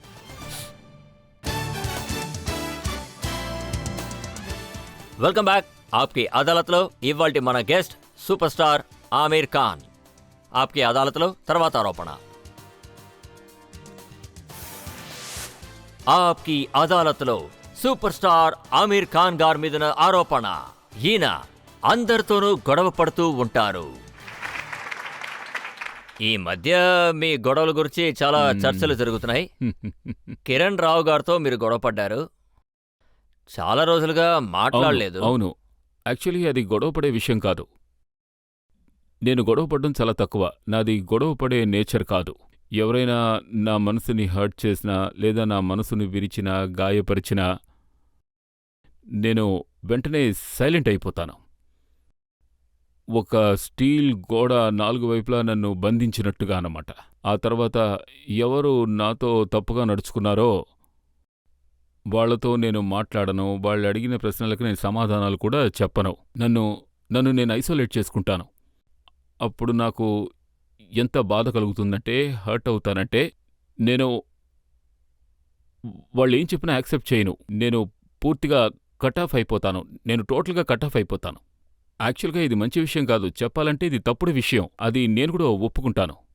చూడండి, మనుషులే తప్పు చేస్తారు. మిమ్మల్ని ఎవరైనా గాయపరిచారంటే వాళ్ళని క్షమించండి. క్షమాపణ కంటే గొప్ప విషయం ఇంకేదీ లేదు. క్షమాపణ కంటే గొప్ప విషయం ఇంకేదీ లేదు. మీ తర్వాతి నేరారోపణ రావడానికి ముందు రజత్ గారు ఎప్పుడు అటాకింగ్ మోడ్లో ఉంటారు.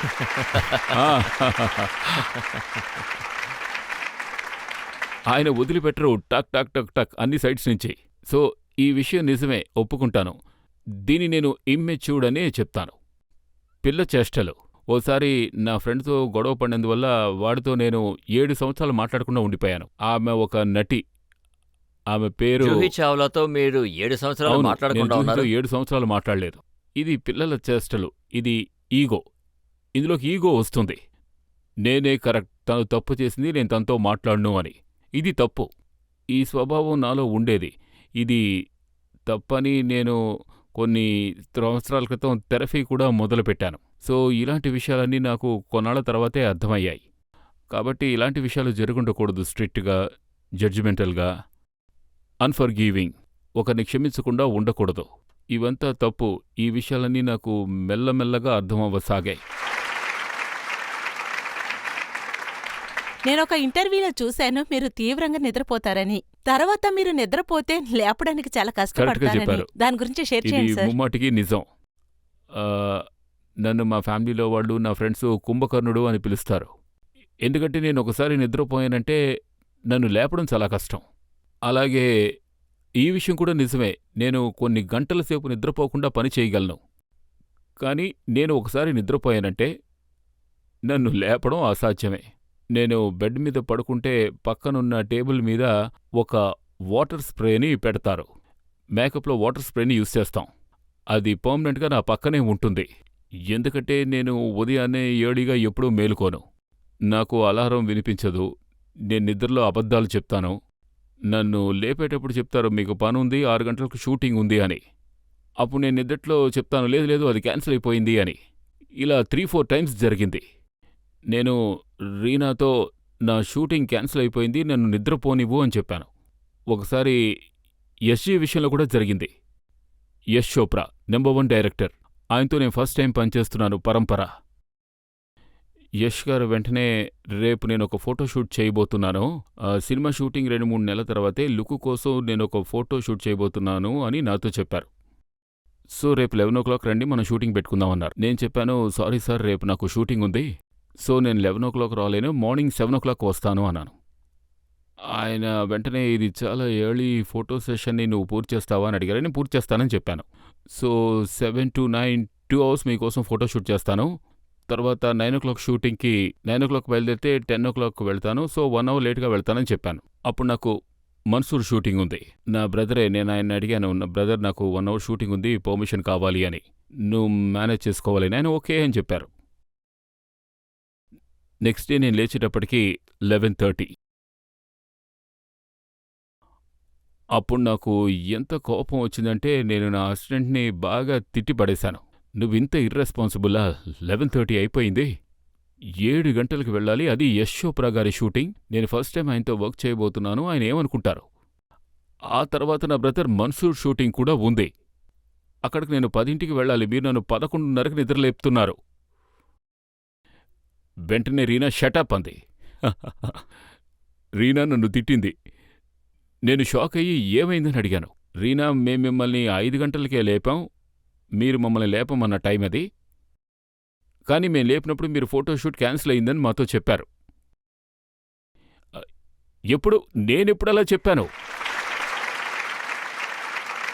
ఆ తర్వాత నేను టోటల్గా షాక్ అయిపోయాను. అరే, నేను నిద్రపోతున్నాను, నేను ఎలా చెప్పగలను అని. మీరు నిద్రపోతున్నారు, లేపుతుంటే మీరే చెప్పారు అన్నారు. అదెలా నేను నిద్రపోతుంటే అబద్ధం చెప్పగలను? దానికి తన వెంటనే, మీరు అబద్ధమే చెప్పారు, మీరు క్యాన్సిల్ అని చెప్పినందువల్లే మేము నిద్ర లేపలేదు అంది. అంతేకాదు, షూటింగ్ క్యాన్సిల్ అయింది, నేను ఈ రోజంతా నిద్రపోతానని కూడా చెప్పారు అంది. సో అప్పుడే నేను ఫస్ట్ టైం రియలైజ్ అయ్యాను, నేను నిద్రలో కూడా అబద్ధం చెప్తాను అని. ఐ మీన్, మెలకుగా ఉన్నప్పుడు నేను 1 or 2 times చెప్తాను, కానీ నిద్రలో ఖచ్చితంగా చెప్తాను. మీకు దంగల్ ఆఫర్ వచ్చినప్పుడు, ఆ సినిమా కథ మీకు చెప్పినప్పుడు, మీది ఒక అవును, ఏజ్డ్ వయసైన క్యారెక్టర్, వ్యక్తి, చాలా లావుగా, తెల్ల లావుగా జుట్టుతో. ఉండాలి. అప్పుడు మీరు అన్నారట, సల్మాన్ ఖాన్, షారుఖ్ ఖాన్ నా కెరీర్ చెడగొట్టడానికే ఇలాంటి కథలు నా దగ్గర పంపిస్తున్నారు అని. మీరు కరెక్ట్గా చెప్పారు. అవును, నేను తమాషాగానే చెప్పాను. నేను డైరెక్టర్ గారితో చెప్పాను. డైరెక్టర్, ప్రొడ్యూసర్తో ఎవరు ఈ స్టోరీని పంపారని అడిగాను. నేనప్పుడు ధూమ్ 3 అప్పుడే ఫినిష్ చేశాను. అది ఆ వీక్ రిలీజ్ అయినట్టుంది. నేను నితీష్ గారు, ప్రజలు తప్పుడు అభిప్రాయంలో ఉన్నారు, నాకు 30-35 ఏళ్లనే వాళ్ళు అనుకుంటున్నారు, వాళ్ళకు నా నిజమైన వయసు తెలీదు. మరి మీరు తీస్తున్న ఈ సినిమా వల్ల వాళ్ళకు నా నిజమైన వయసు తెలుస్తుంది. ఈయనకి 55 ఏళ్ల వయసైన వారు అనుకుంటారు. 4 పిల్లల తండ్రి, అదే ఆ ఫిలింలో క్యారెక్టర్.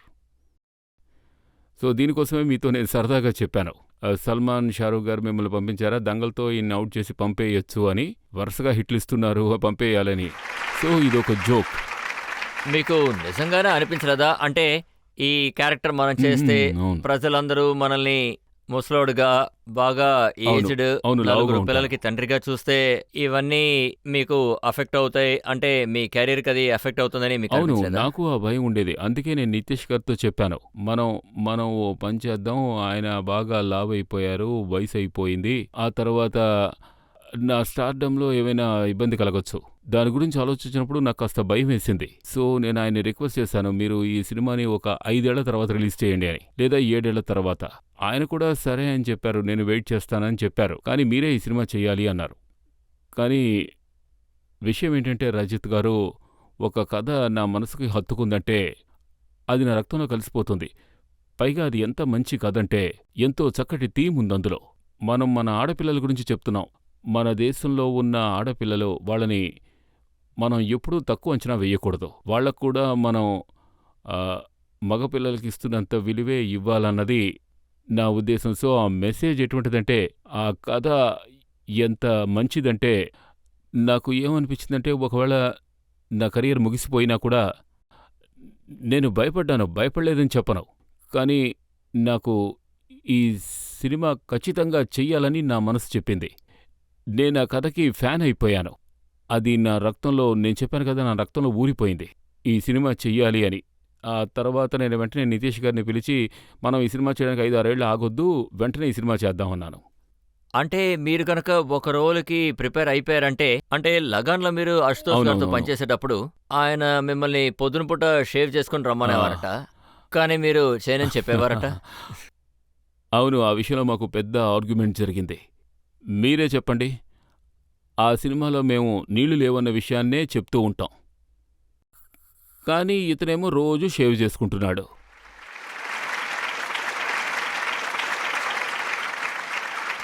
అప్పుడు నేను ఆషుక్‌తో చెప్పాను, ఆషుక్, పబ్లిక్ ఏమనుకుంటారు? పబ్లిక్‌ని వదిలేయండి. మన గ్రామంలో ఉన్నవాళ్ళు ఏమనుకుంటారు? ఉదయాన్నే చూస్తారు. వాళ్ళు వెంటనే నువ్వు షేవ్ చేసిన స్థాయికి నీళ్ళెక్కడి నుంచి వచ్చాయని అడుగుతారు. అవి ఎక్కడ దొరుకుతున్నాయో మాకు చెప్పు అంటారు. సో, ఇందులో లాజిక్ లేదు అన్నాను. అందుకు అశోక్ ఏమన్నారంటే, నేను లాజిక్కే చూడ్డం లేదు. నాకు మీరు ఇలా ఉంటే బావుంటుంది. సో, నేనెవరినీ ఆలోచించలేదు. మీరు ఇలాగే చెయ్యండి అని చెప్పారు. సో, నేను డైరెక్టర్ చెప్పినట్టే చేశాను. కానీ ఆశ్చర్యం ఏమిటంటే, ఈరోజు మనం దీని గురించి మాట్లాడుకుంటున్నాం. కానీ సినిమా చూసి ఎవరూ ఈ విషయం గురించి మాట్లాడలేదు. మీరు రోజూ షేవ్ చేసుకుంటున్నారు, అక్కడ నీళ్లు లేవు అన్న విషయం ఎవరూ మాట్లాడలేదు. సో, యాక్చువల్లీ ఆషుకే కరెక్టు, నేనే తప్పు. మీరు లాజికల్గా చూస్తున్నారు, లాజిక్‌ని వదిలేయండి, నేను ఏం కోరుకుంటున్నానో అదే కరెక్టు అన్నారు. అక్కడ కూడా నేను కొంచెం చీటింగ్ చేశాను. నేనేం చేశానంటే, నేను ఉదయం షేవ్ చేసేవాడిని కాదు. ఎందుకంటే నేను అప్పుడు కొంచెం బ్రైట్‌గా కనిపిస్తాను. అందువల్ల ఏం చేసేవాడినంటే నైట్సే షేవ్ చేసుకునేవాడిని. ఎందుకంటే మర్నాడు తెల్లవారేలోగా 12 గంటలు గడిచిపోతూ ఉంటుంది. అప్పుడు మొహం అంత క్లియర్‌గా ఉండదు. సో, నేను ఆ పని చేసేవాణ్ణి. అప్పుడు మీరు చూడటానికి బావుండాలని లేదు, అనుకోలేదా? నేను నా క్యారెక్టర్ కనిపించాలనుకుంటాను. నా కథకు తగ్గట్టుగా నా క్యారెక్టర్ కనిపించాలి.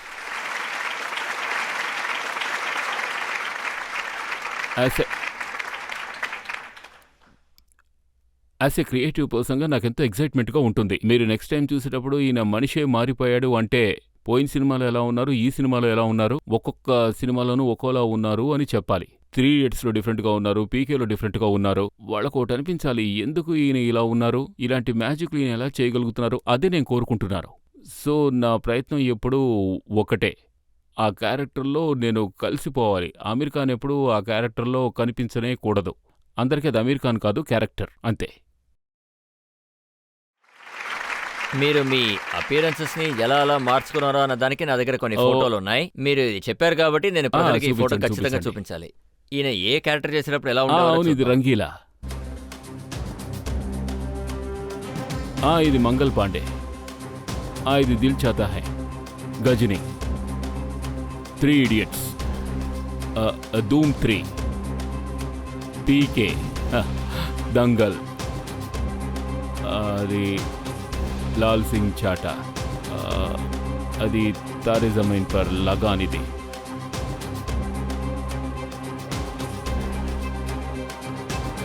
తలాష్, ఇది ఫనా, ఇది ఢిల్లీ బెల్లీలో లాస్ట్గా వచ్చే సాంగ్లోనే కదా ఇది. ఈ ఫోటోస్ అన్ని చూస్తున్నప్పుడు ఏమనిపిస్తుందంటే మిమ్మల్ని మీరు మార్చుకోవడానికి ఎంత గట్టిగా ప్రయత్నించారో అని. చాలా హార్డ్ వర్క్ అనిపిస్తుంది. మీరు ఇంకో విషయం కూడా నోట్ చేస్తుండొచ్చు, ఇందులో పెద్దగా గెటప్స్ ఏమీ లేవు. నేను విగ్ పెట్టుకున్నట్టుగా లేక ఫేస్లో ఏమైనా చేసుకున్నట్టుగా నేనుగానే ఉండాలనుకుంటాను. కానీ అందులో ఒక చిన్న మార్పు. ఆ అది కాదు, మార్పు మార్పు అనేది అనేది లోపల నుంచి రావాలి. మనం లోపల మారిపోయామంటే బయట కూడా మారిపోవచ్చు.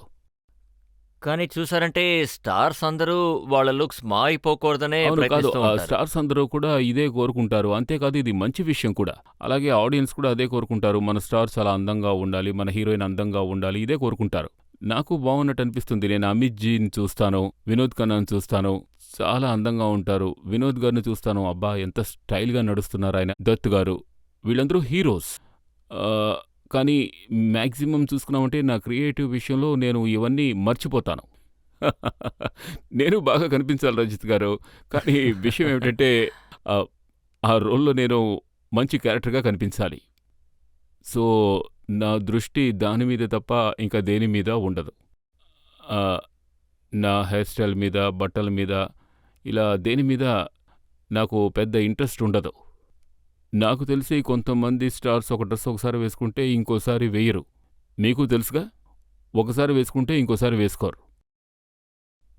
నేను మిడిల్ క్లాస్ ఫ్యామిలీకి చెందిన వాడిని. ఒక వస్తువుని ఒకసారి యూజ్ చేస్తే మళ్ళీ యూజ్ చేయకూడదా ఏమిటి?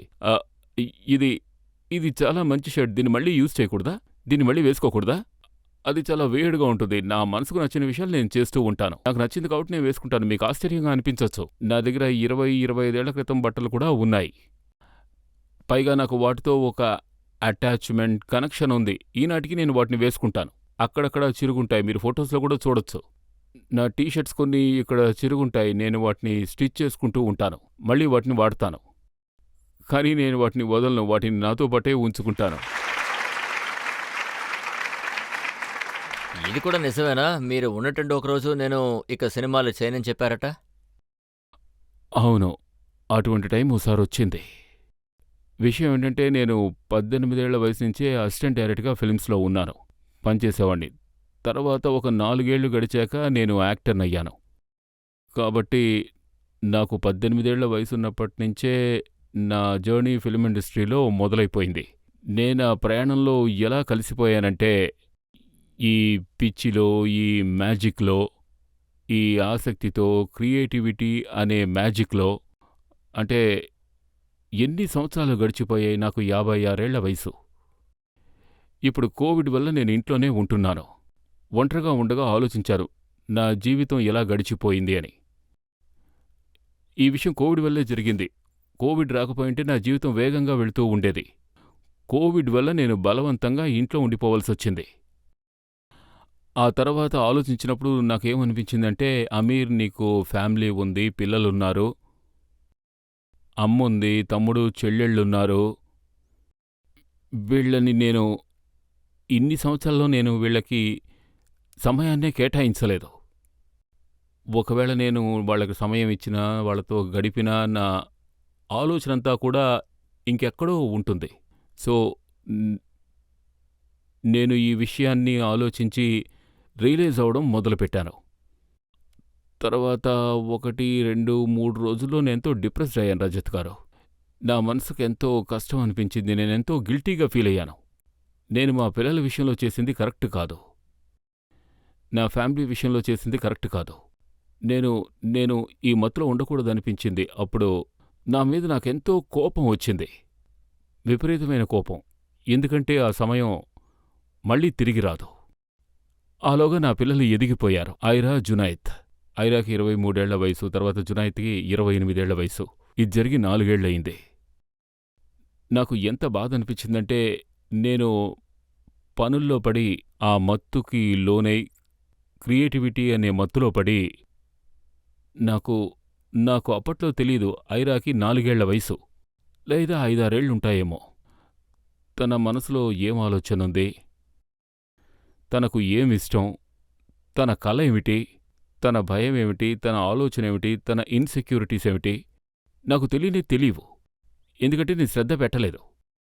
నా డైరెక్టర్స్ ఉండేవారు, వాళ్లతో నేను నా సమయాన్ని గడిపేసేవాణ్ణి. యాక్చువల్గా అశుతోష్ కల ఏమిటో కూడా నాకు తెలీదు, అశుతోష్ ఇన్సెక్యూరిటీ ఏమిటో నాకు తెలుసు. కానీ నా పిల్లల గురించి మాత్రం నాకు తెలీదు.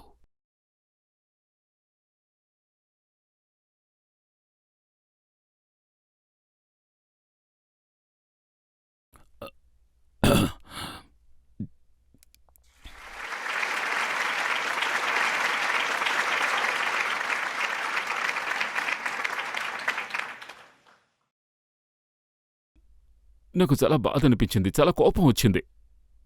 నా మీద నాకే కోపం వచ్చింది. నేనెందుకు ఇలా చేశాను, ఎలా చేయగలిగాను?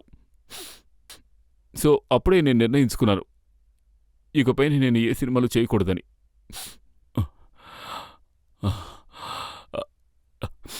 ఇక మీదట నా టైం అంతా నేను నా పిల్లలతోనూ నా ఫ్యామిలీతోనూ స్పెండ్ చేస్తాను, అంతే. ఇది కూడా లాంచింగ్ మధ్యలో అప్పుడే కోవిడ్ వచ్చింది. అప్పుడు లాంచింగ్ 50% అయిపోయింది. ఆ టైంలోనే కోవిడ్ వచ్చింది. ఇంకా సగం సినిమా ఉంది. అప్పుడే నా మీద నాకు కోపం వచ్చింది. నేను నిర్ణయించుకున్నాను, లాల్ సింగే నా చివరి సినిమా, ఇకపైన నేను సినిమాలు చెయ్యకూడదు అని.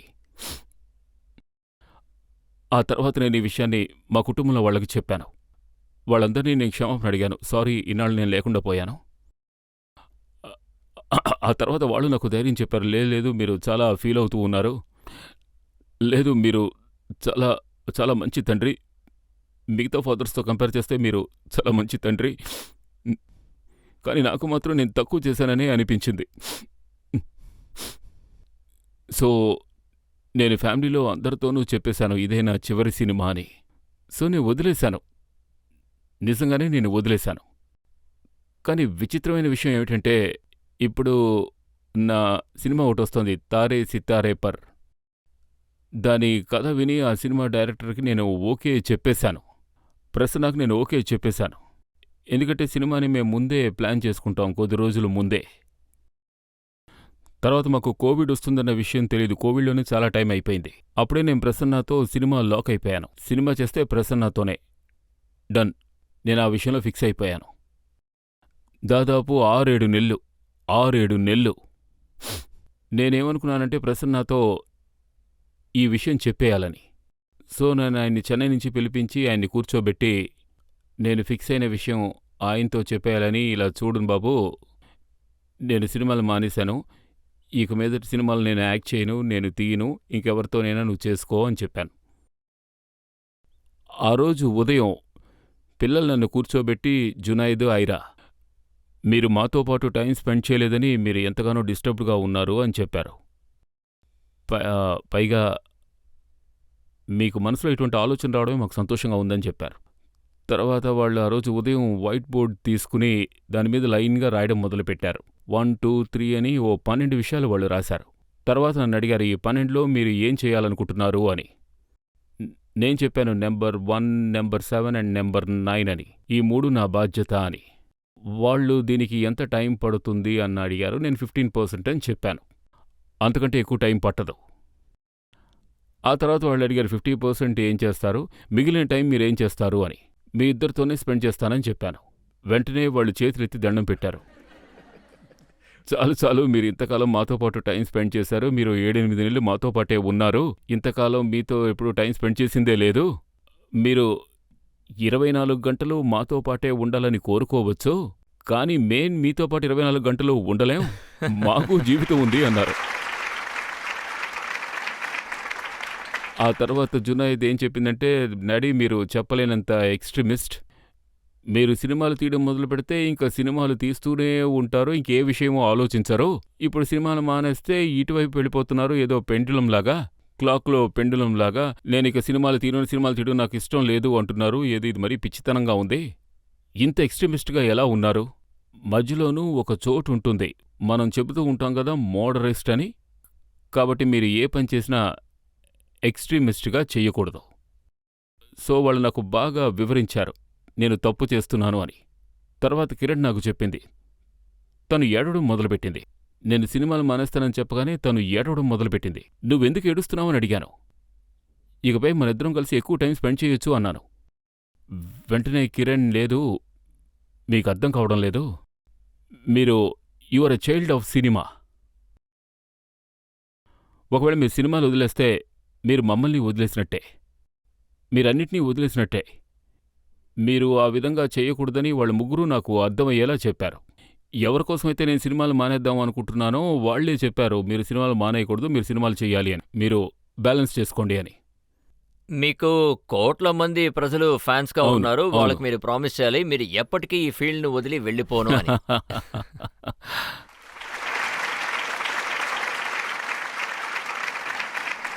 నేను ఈరోజు ఆప్కి అదాలత్లో చెప్తున్నాను, నా సినిమాస్ని ఎప్పటికీ నేను వదలను, డెఫినెట్గా వదిలిపెట్టను.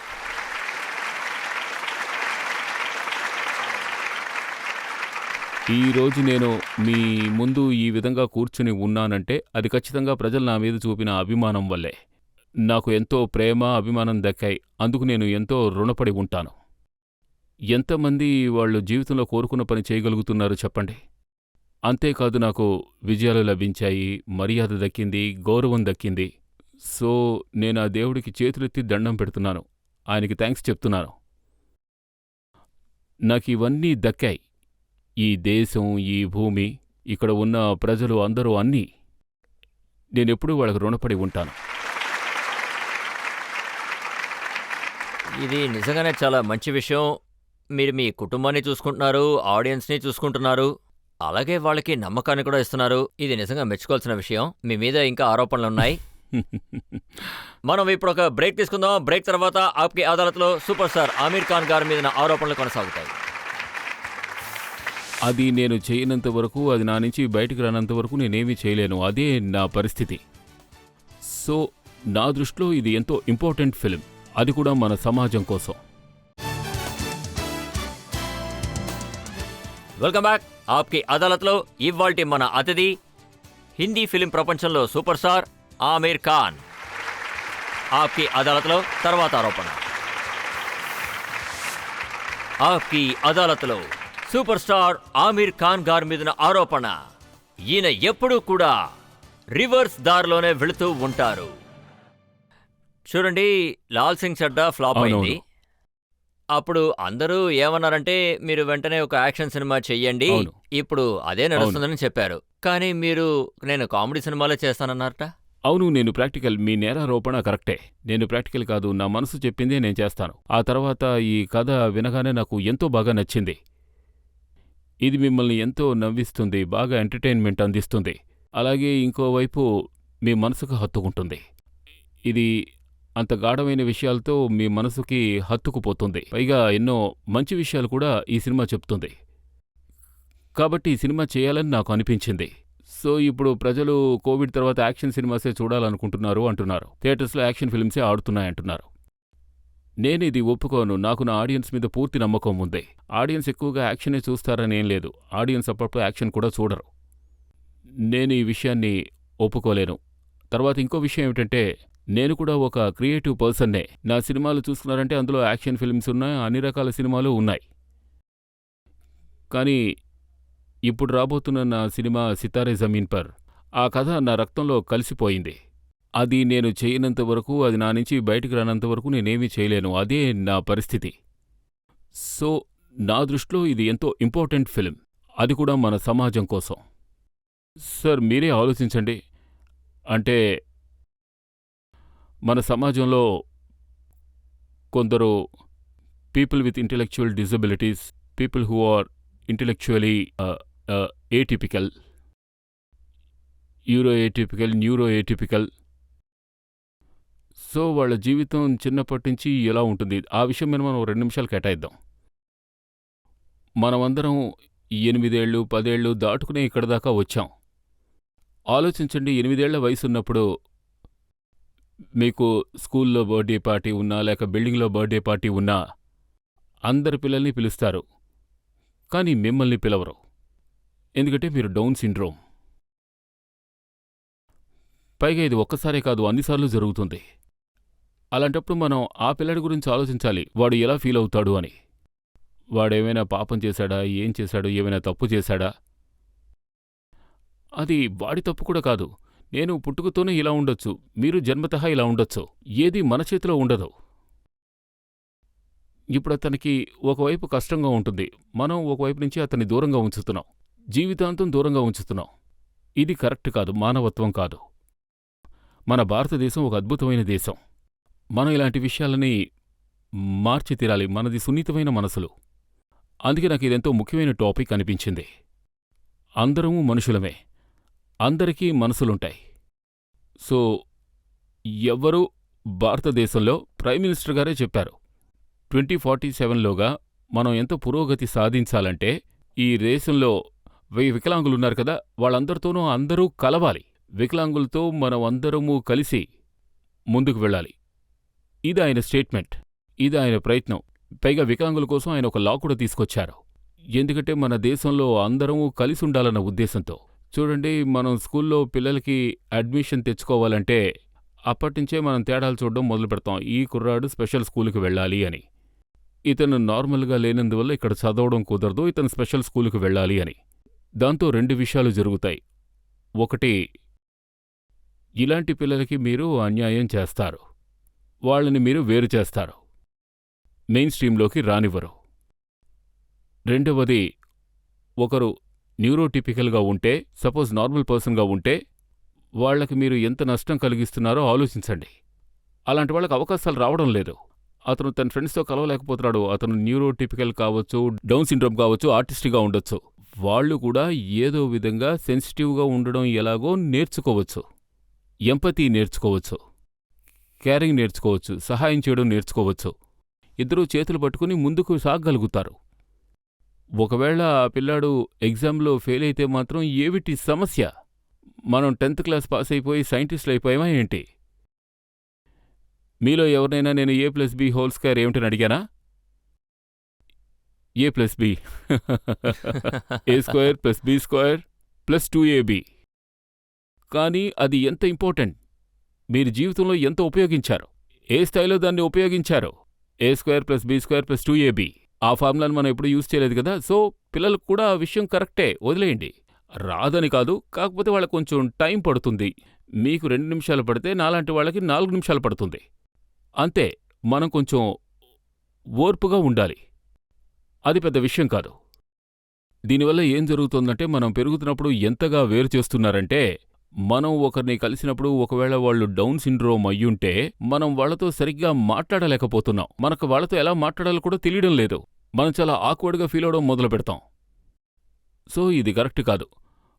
సో మన ప్రైమ్ మినిస్టర్ ఈ స్టేట్మెంట్ ఇచ్చారు. ఆ టైంకి మనం 100 years ఆఫ్ ఇండిపెండెన్స్ రీచ్ అయ్యుంటాం. వీటన్నిటినీ మనం వదిలేయాలి. మనం ఒక ఇంక్లూసివ్ సొసైటీగా ముందుకు వెళ్ళాలి. మేము ఈ టాపిక్ మీదే ఈ సినిమా తీసాం. ఇప్పుడు మీరు చెప్పండి, నేను ఇలాంటి సినిమాలు చేయాలా, యాక్షన్ సినిమాలు చేయాలా? మీరే ఆలోచించండి. అమీర్, నేను ఈ సినిమా చూశాను. నిజంగానే ఇది చాలా అద్భుతమైన సినిమా. చాలా ఇంట్రెస్టింగ్గా మీరు చాలా పెద్ద మెసేజే అందించారు. మీ యాక్టింగ్ కూడా చాలా అద్భుతంగా ఉంది. మీరు బెస్ట్ అందించారు. నేను ప్రజలందరికీ ఖచ్చితంగా చెప్తాను, అందరూ ఈ సినిమా చూడాలి అని.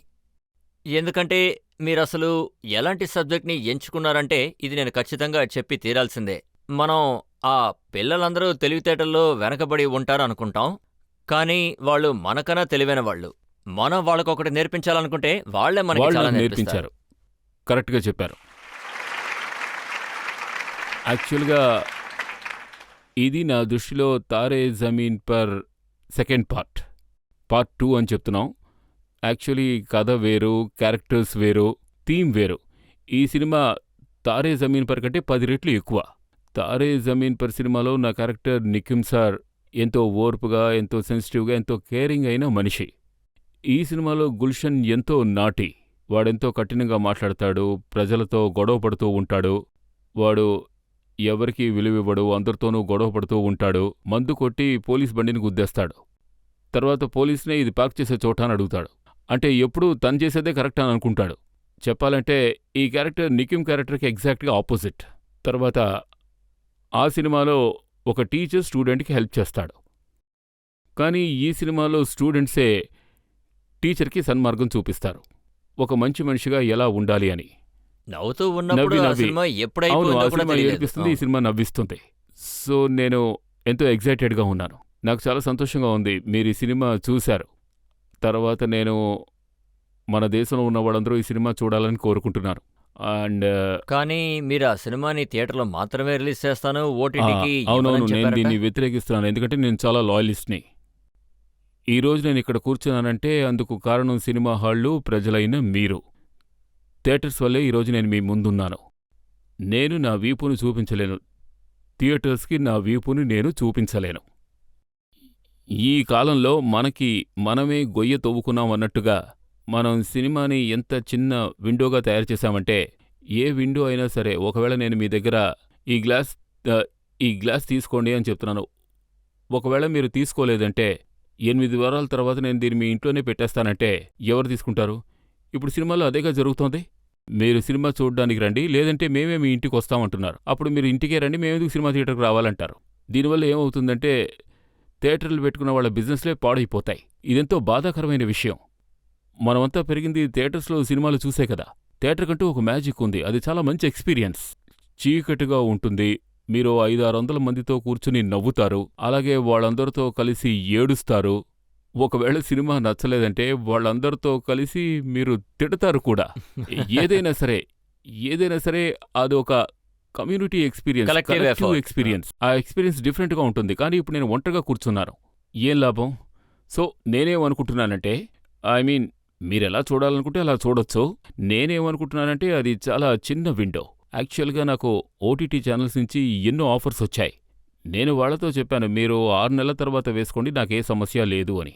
కానీ వాళ్ళు ఒప్పుకోనే లేదు. కానీ డబ్బులు ఆఫర్ చేస్తున్నారు కదా, 20 అవును, కోట్లు లేదా అవును, 30 చాలా కోట్లు. ఆఫర్స్ ఇచ్చారు, కానీ నేను వాటిని నిరాకరించాను. ఎందుకని మీకు డబ్బు అంటే నచ్చదా? లేదు, డబ్బంటే ఇష్టమే, కానీ మనం కష్టపడి సంపాదించాలి. కానీ నాకిది తప్పనిపిస్తోంది. నాకేమనిపిస్తోందంటే మనం ద్రోహం చేస్తున్నామని, మన ఇండస్ట్రీకి, మన సినిమా థియేటర్స్కి, మన సినిమా హాల్స్కి. పైగా నాకు అంత ఇష్టం కూడా లేదు. మేబీ నేను చెప్పాను కదా నేను ప్రాక్టికల్ కాదని. సో నాకు నమ్మకం ఉంది ఈ సినిమా థియేటర్స్లో ఆడుతుంది.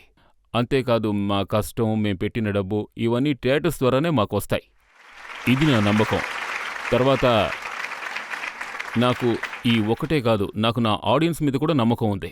ఇప్పటివరకు నా ఆడియన్స్ నా సినిమాలన్నీ థియేటర్స్లోనే చూశారు. ఈ సినిమాను కూడా వాళ్ళు థియేటర్లోనే చూస్తారు. నాకు పూర్తి నమ్మకం ఉంది. చూడండి, మన దేశంలో లక్షల కొద్దీ పిల్లలున్నారు, ఎన్నో కుటుంబాలున్నాయి. చాలా కుటుంబాలు ఉన్నాయి.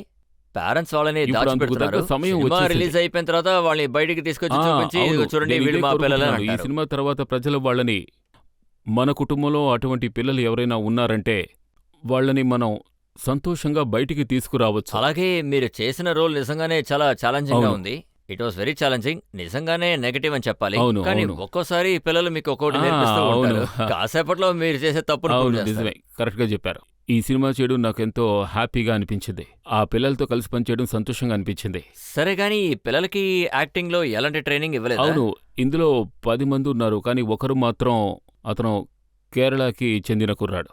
అతను మలయాళంలో 1 or 2 ఫిల్మ్స్ చేశారు. కానీ మిగిలిన 9 మంది యాక్టర్స్ కాదు, వాళ్ళు మామూలు వాళ్ళు. They are people who are neuro diversion. ఒక డౌన్ సిండ్రోమ్, ఒకరు ఆర్టిస్టిక్ స్పెక్ట్రంలో ఉంటారు. నేను ఫస్ట్ టైం ఇలా పనిచేస్తున్నారు. వాళ్ళు కూడా ఫస్ట్ టైం. ఎంత అద్భుతంగా పనిచేశారంటే వాళ్ళకి ఎలాంటి స్పెషల్ హెల్ప్ అవసరం లేకపోయింది. ఇది నేను ఓపెన్గా టీవీలోనే చెప్తున్నాను. మేము కాస్టింగ్ ప్రాసెస్ చేస్తాం, వీళ్ళు కూడా కాస్టింగ్ ప్రాసెస్ని క్రాస్ చేశారు. ఆ తర్వాత మేము వర్క్షాప్ రిహార్సల్స్ చేస్తాం. నేను చేసినట్టే వీళ్ళు కూడా వర్క్షాప్ రిహార్సల్స్ చేశారు. డైలాగ్ని బట్టి పట్టడం, ఎక్సెట్రా ఎక్సెట్రా. ఆ తర్వాత మేము షూటింగ్కి సెట్కి వెళ్తాం. ఒక్క నిమిషం కూడా వేస్ట్ అవ్వలేదు వీళ్ల వల్ల. ఒక్క నిమిషం కూడా వేస్ట్ అవ్వలేదు. ఇది నేను అథారిటీతో చెప్పగలను. నాకు కొంచెం కూడా తేడాగా అనిపించలేదు. ప్రజలు అడుగుతూ ఉంటారు, వీళ్ల వల్ల మీరు ఇబ్బంది పడ్డారా అని, బాగా టైం తీసుకున్నారా అని. ఖచ్చితంగా కాదు. వీళ్ల వల్ల మొత్తం సెట్లోని పరిస్థితి చూసుకుంటే ఎంతగా మారిపోయిందంటే వాళ్ళ ఆ స్థాయిలో పాజిటివ్ ఎనర్జీని ఇచ్చారు. నవ్వుతూ వచ్చారు. They are very lovingly. సంతోషంగా ఉండేవారు. పని మీద ఇంట్రెస్ట్తో వచ్చేవారు. అద్భుతమైన టీం ప్లేయర్స్. వర్క్ చేయాలన్న ఎక్సైట్మెంట్తో ఉండేవారు. అమీర్, నా బెస్ట్ విషెస్. ఈ సినిమా సక్సెస్ you. అవ్వాలి. మీకు మాత్రమే కాదు, ఈ దేశ ప్రజలు కూడా ఈ సినిమా చాలా ముఖ్యం. అలాగే ప్రైమ్ మినిస్టర్ కల నిజం చేయడానికి కూడా ఈ సినిమా అవును. చాలా ముఖ్యం. సో మా అందరి బెస్ట్ విషెస్ థ్యాంక్ మీకు యూ, థ్యాంక్ ఎప్పుడూ యూ ఉంటాయి. రజత్ సార్. ఇప్పుడు మనం ఒక బ్రేక్ తీసుకుందాం. బ్రేక్ తర్వాత ఆప్కి అదాలత్లో ఇవాల్టి judge lieutenant general retired Rameshwar Roy గారి తీర్పేంటో మనమందరం విందాం.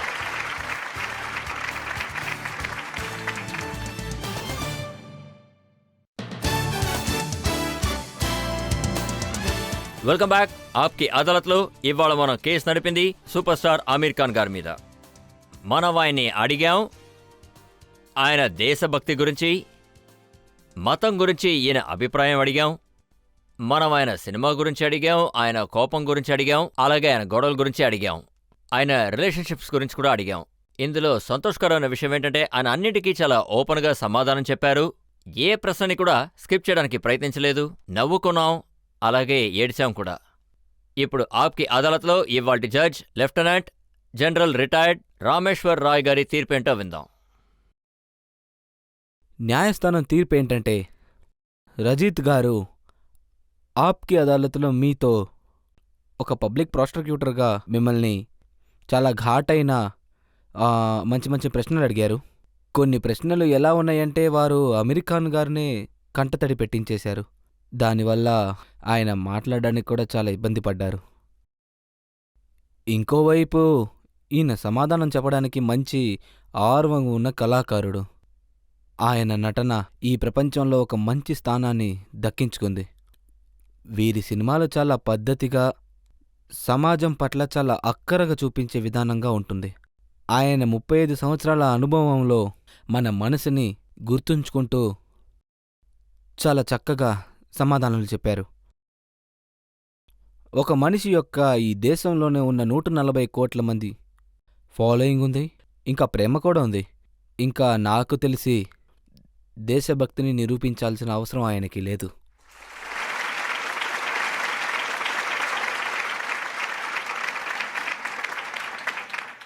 న్యాయస్థానం ఈ విషయం పట్ల ఇంకోటి చెప్పాలనుకుంటుంది. ఈయన్ని చూసుకున్నారంటే ఈయనొక మంచి కళాకారుడే కాదు, సమాజం పట్ల మంచి బాధ్యతని వహించిన వారు. ప్రజలకి చెప్పడమే కాకుండా ప్రజల దగ్గరికి చేరేలా చేస్తున్నారు. నేను మీకొకటి గుర్తు చేస్తాను, దాన్ని ఈయనే చెప్పారు. 2012లో సత్యమే విజేత అనే ప్రోగ్రాంని నేను స్టార్ట్ చేసినప్పుడు అందులో మన సమాజంలో ఉన్న వాళ్ళలో మన ప్రవర్తన గురించి, మన కల్చర్ గురించి చాలా చక్కగా మాట్లాడారు. సమాజంలో ఈయన చాలా మంచి విషయాల్ని మేల్కొల్చేలాగా అందులో ఈయన బాధ్యత చాలా ఎక్కువగానే ఉంది.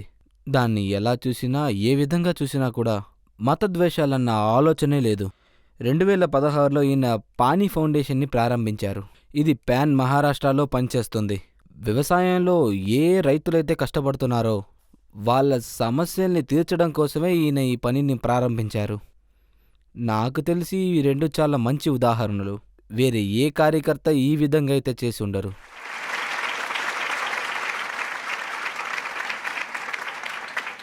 ఈ విషయాలన్నింటినీ కూడా మనసులో ఉంచుకుంటూ గౌరవనీయుల ఆమీర్ ఖాన్ గారు ఆయన మీద మోపబడిన నేరాలన్నిటి మీద కూడా గౌరవంగా ఆయన్ని విడుదల చేస్తున్నాం.